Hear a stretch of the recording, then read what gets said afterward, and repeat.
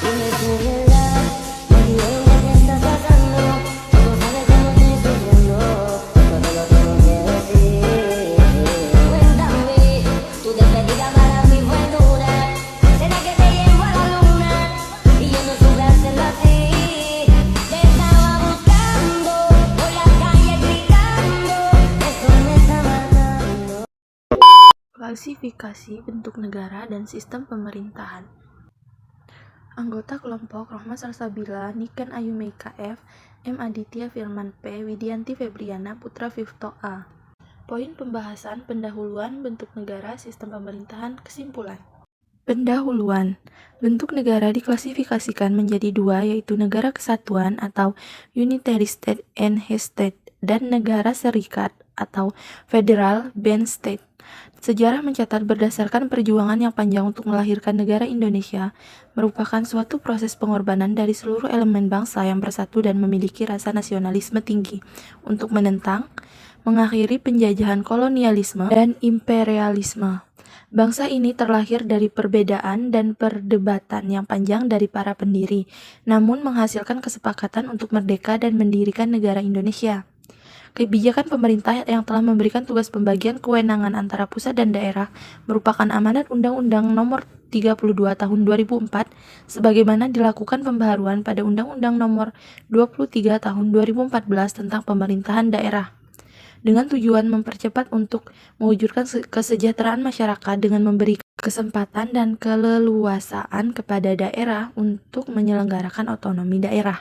Undang-Undang Nomor 23 Tahun 2014 telah memberikan kewenangan, namun begitu terbatas dan terlihat tidak mudah bagi pemerintah untuk merelakan kekuasaan devolusi kepada daerah.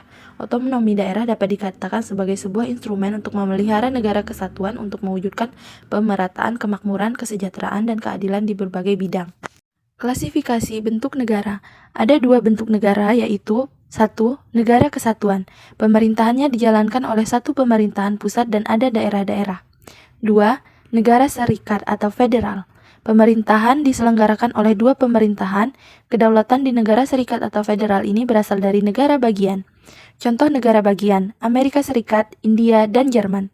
Negara serikat yaitu mempunyai lebih dari satu kepala negara, memiliki lebih dari satu konstitusi, memiliki lebih dari satu kabinet.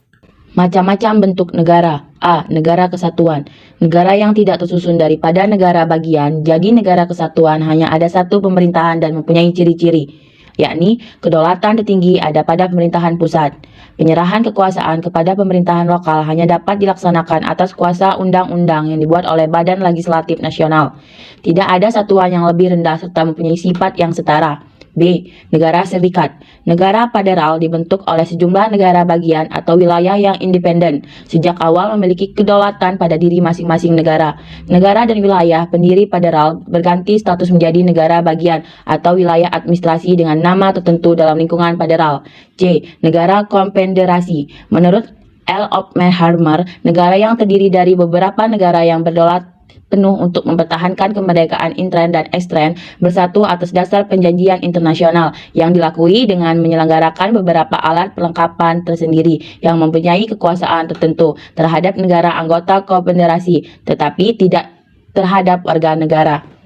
Sistem pemerintahan. Sistem pemerintahan adalah sebutan populer dari bentuk pemerintahan. Hal ini didasari dari pemikiran bahwa bentuk negara adalah peninjauan secara sosiologis, sedangkan secara yuridis disebut bentuk pemerintahan yaitu sistem yang berlaku yang menentukan bagaimana hubungan antara alat perlengkapan negara diatur oleh konstitusinya. Karena itu, bentuk pemerintahan sering dan lebih populer disebut sebagai sistem pemerintahan, menghubungkan sistem pemerintahan dengan konsep sistem, yaitu sebagai suatu susunan atau tatanan berupa suatu struktur yang terdiri dari bagian-bagian atau komponen-komponen yang berkaitan satu sama lain secara teratur dan terencana untuk mencapai tujuan. Apabila salah satu bagian tersebut berfungsi melebihi wewenangnya atau kurang berfungsi, maka akan mempengaruhi komponen yang lainnya. Oleh karena itu, sistem pemerintahan dapat disebut sebagai keseluruhan dari susunan atau tatanan yang teratur dari lembaga-lembaga negara yang berkaitan satu dengan yang lainnya, baik langsung ataupun tidak langsung, menurut suatu rencana atau pola untuk mencapai tujuan negara. Jenis-jenis sistem pemerintahan. 1. Monarki. Bentuk pemerintahan di mana kepala negara adalah seorang raja atau ratu. Ada dua jenis utama monarki, yaitu satu, monarki absolut. Dalam monarki absolut, raja atau ratu memiliki kekuasaan mutlak dan mengendalikan pemerintahan tanpa otoritas konstitusional yang signifikan. 2. Monarki konstitusional. Dalam monarki ini, kekuasaan raja atau ratu dibatasi oleh undang-undang konstitusi dan seringkali ada parlemen atau badan legislatif yang mengambil peran pemerintahan sehari-hari. Contoh negara yang menerapkan sistem ini yaitu Britania Raya dan Swedia. Yang kedua, republik. Kepala negaranya adalah seorang pemimpin yang dipilih oleh rakyat atau lembaga perwakilan rakyat. Jabatan kepala negara ini biasanya terbatas dalam waktu tertentu, dan kepala negara republik biasa berupa presiden atau jabatan lainnya. Contohnya, negara yang menerapkan sistem ini adalah Amerika Serikat, Prancis. Sedangkan lanjutan dari republik adalah adanya parlementer. Sistem ini memiliki eksekutif yang berasal dari parlemen. Biasanya kepala pemerintahan seperti Perdana Menteri adalah anggota parlemen yang bertanggung jawab kepada parlemen. Sistem ini seringkali memisahkan kepala negara atau misalnya seorang presiden dari kepala pemerintahan. Contoh negara yang menerapkan sistem ini adalah Inggris dan Kanada. Selanjutnya ada presidensial. Dalam sistem pemerintahan, presidensial, eksekutif atau presiden dipisahkan dari lembaga perwakilan rakyat atau parlemen dan memiliki kekuasaan yang cukup besar dalam pemerintahan. Presiden dipilih secara terpisah dari parlemen dan memiliki masa jabatan tertentu. Amerika Serikat adalah contoh sistem pemerintahan presidensial. Selanjutnya ada semi-presidensial. Sistem semi-presidensial adalah campuran antara sistem pemerintahan presidensial dan parlementer.